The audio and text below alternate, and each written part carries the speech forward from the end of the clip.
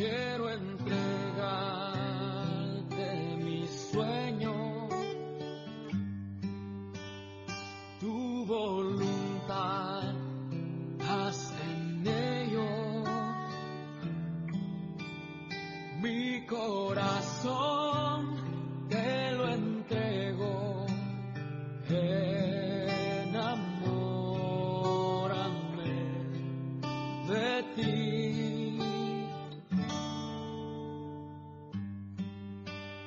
Quiero aprender a escucharte, quiero saber qué es amarte, de tu verdad yo saciarme. Un tiempo con Dios para meditar todo el día. Tu pasado no es profecía de tu futuro. Y leemos en la segunda carta a los Corintios, capítulo 5, versículo 17. Y dice la palabra de Dios: de modo que si alguno está en Cristo, nueva criatura es, las cosas viejas pasaron, he aquí todas son hechas nuevas. Un versículo que los que somos hijos de Dios, los que profesamos nuestra fe, los que nos congregamos, es uno de los primeros versículos que nos aprendemos. Un versículo que tiene muchas cosas que aprender, muchos enfoques. Este versículo sirve de sostén, de soporte para mucha teoría bíblica que hay aquí en la palabra. Pero hoy quiero hablar de que nuestro pasado no muestra hacia dónde va nuestro futuro. No es la profecía de ello. Y este versículo es muy clave. Dice que de modo, de manera, y tenemos que leer el contexto de todo lo que está hablando la segunda carta a los Corintios, que no lo voy a hacer hoy. Me voy a enfocar solamente en este tiempo con Dios. De modo que si alguno está en Cristo, nueva criatura es. Las cosas viejas pasaron, he aquí todas son hechas nuevas. Voy a leer el versículo al revés. Todas las cosas son hechas nuevas en nuestra vida, todas, a nivel espiritual, emocional, físico, financiero, relacional, todas. He aquí todas son hechas nuevas. Y las cosas viejas pasan, o sea que donde hay escasez viene lo necesario o la abundancia. Donde había enfermedad viene sanidad, donde había tristeza viene alegría. Este es el contraste de cambiar las cosas viejas por nuevas. No son cosas como nosotros hacemos que las lijamos, les echamos masilla y las pintamos para que parezcan nuevas. No, Dios no está diciendo que estructura, que pinta, que Él dice que las hace nuevas. Y las cosas viejas pasaron. Es equipar todo por algo que realmente nos sirva. Y dice que somos nuevas criaturas. Todas las cosas son hechas nuevas, cambiadas por las viejas, porque somos nuevas criaturas. Pero hay una condición. De modo que si estás en Cristo. Muchos creemos que llegar a Cristo ya cambió todo. Pero cuando llegamos a Cristo, lo aceptamos como Señor y Salvador, obtenemos nuestra salvación, nuestro boleto, allí nuestro nombre inscrito en los cielos, que eso habla Apocalipsis. Dice que el que no se haya inscrito será enviado al lago de fuego y azufre. Es decir, que cuando aceptamos a Cristo, nuestro nombre es allí, está allí plasmado, con nombre y apellido. Pero desde ahí inicia una vida cristiana como hijo, anclado a una familia en la fe, para conocer quién es nuestro Padre Celestial y empezar a caminar conforme a su buena, agradable y perfecta voluntad. O sea que aquí no dice de modo que si alguno aceptó a Cristo, nueva criatura es, que es lo que muchos creen.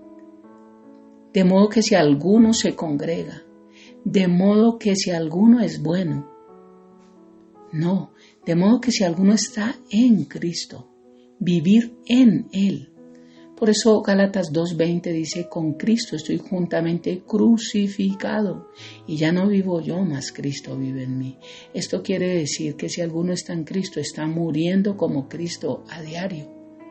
Llevar la cruz de Cristo, la cruz es señal de muerte, es morir a nuestra vida a diario.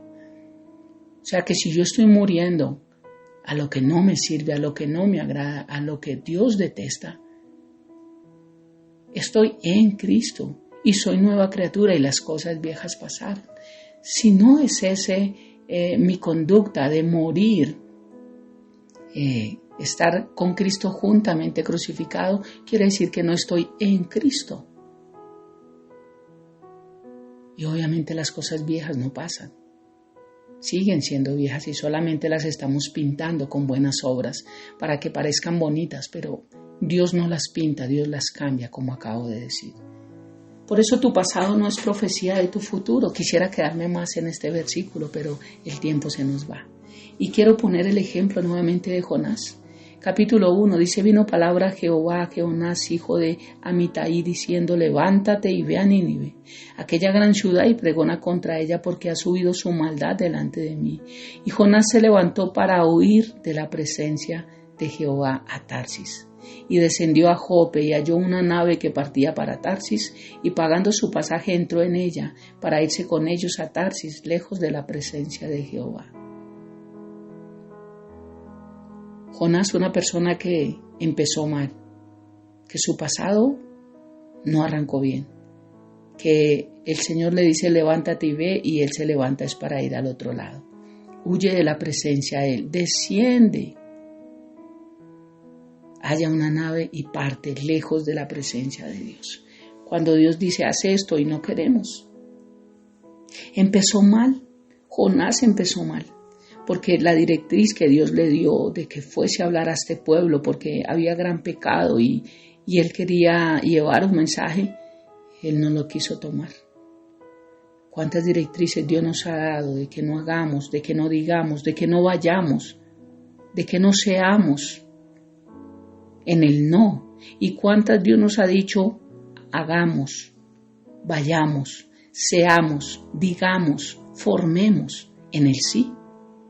Porque hay promesas en el sí y en el amén, y nuestro sí tiene que ser sí, nuestro no tiene que ser no. No a todos se le dice que no, no a todos se le dice que sí. Porque hay a cosas que a conveniencia decimos no y a otras decimos sí. Entonces, Dios da directrices siempre. Y Jonás es un ejemplo de que su pasado no fue la profecía de su futuro, porque como comenzó Jonás, no fue como terminó. Jonás terminó obedeciendo a Dios, a regañadientes, pero terminó obedeciendo a Dios, terminó cumpliendo su voluntad. Y mire qué importante es, en el tiempo de Pentecostés dice que Pedro, en sus 2 predicaciones, en una 3,000 se convirtieron. Y en otras 5,000 se convirtieron. Quiere decir que son 8,000 personas convertidas en 2 mensajes. El poder de Dios allí. Pero aquí en el antiguo pacto, aunque el Espíritu Santo no estaba dentro de Jonás, sino solamente sobre él, para empoderarlo para esta obra que Dios le había mandado hacer. Dice la palabra de Dios en el mismo Jonás capítulo 4, que fueron 120,000 personas las que se arrepintieron y fueron salvas. 120,000 personas. Imagínate cómo terminó Jonás, haciendo a regañadientes la voluntad de Dios y salvando 120,000 personas a través del mensaje que Dios puso en su vida, porque no fue Jonás quien lo salvó, pero sí su obediencia, como vuelvo y digo a regañadientes, fue la que permitió que la bondad, la compasión, la gracia, la misericordia de Dios estuviese allí en una ciudad dañada en pecado, en perversidad, pero que un día conocieron el mensaje y se arrepintieron. Porque este mundo está picho, pero muchos no conocen de Dios, muchos no saben que hacen mal. Muchos lo hacen y se agradan, eso es diferente, pero muchos no lo saben. Y el otro ejemplo contrario de Jonás, que empezó mal pero terminó bien, es Judas. Hay muchos más ejemplos, pero necesito terminar este tiempo. Judas comenzó bien, pero terminó mal. Y no es como comencemos nuestra vida, no es como comenzamos nuestro llamado, no es como comenzamos nuestro servicio, sino cómo terminamos el mismo. Muchos han comenzado bien, pero se han apartado. Muchos han comenzado bien y no han terminado. Muchos comenzaron bien, pero van mal. Y oro a Dios para que no terminen mal. Pero Judas fue uno de ellos. Comenzó bien, se congregaba, buscaba a Dios, escuchaba los sermones de Dios, dormía con Dios, caminaba con Dios. Estuvo con Jesús en muchos procesos. Tuvo la confianza de Jesús porque fue el tesorero.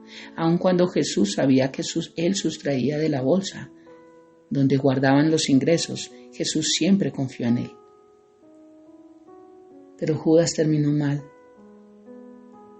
Y esto nos muestra que nuestro pasado no es profecía de nuestro futuro, que no es como comencemos, sino como terminamos. Por eso dice la palabra de Dios en segunda carta a Timoteo, capítulo 4, 7 y 8. Pablo, he peleado la buena batalla, he acabado la carrera, he guardado la fe. Por lo demás me está guardada la corona de justicia, la cual me dará el Señor, juez justo, en aquel día. Y no solo a mí, sino también a todos los que aman su venida. Pablo comenzó mal, porque era un perseguidor de cristianos, porque era una persona que se agradaba viendo cómo apedreaban a cristianos, cómo los mataban, y de hecho los perseguía para llevarlos allí al Sanedrín. Pero terminó dando su vida también por la predicación de la palabra y por amar a Cristo. Empezó mal y terminó bien. Por eso tu pasado no es profecía de tu futuro.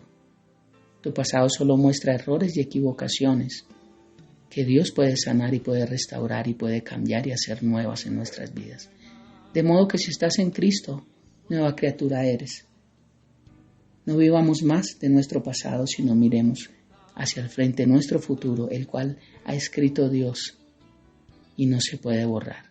Pero aun cuando Dios ya lo escribió, depende de nosotros continuar viviendo en él, porque recordemos, no es como comenzamos un día, sino como vamos a terminar. Oremos. Padre, gracias por esta mañana, gracias por este tiempo, gracias por tu palabra. Gracias porque es muy cierto, Dios, estar en Cristo es totalmente diferente. Haznos entender y haznos tener la revelación de la importancia de morir a nuestra vida cada día y de poder realmente ser hijos, de poder entender la importancia de nuestra salvación, de poder entender la importancia de que tú eres juez justo y que tú nos darás una corona de justicia, Dios. Que tú aún nos honrarás, Padre, porque eso dice tu palabra y es impresionante ver que un Dios perfecto honre personas tan imperfectas. Solo por obedecerte, Dios. Ayúdanos a hacerlo, porque aún tu Hijo, dice tu palabra, que aprendió obediencia. Ayúdanos a aprender y a ser obedientes. Te amamos, mi Rey. Te bendecimos. Y hoy sé, Dios, que mi pasado no tiene nada que ver con lo que yo veo en mi futuro, porque camino en ti y porque creo en ti. Te amo y te bendigo, Dios, y dejo este día en tu presencia, en el nombre de Jesús, y bajo tu poder, Espíritu Santo. Amén y amén. Un bendecido día para todos.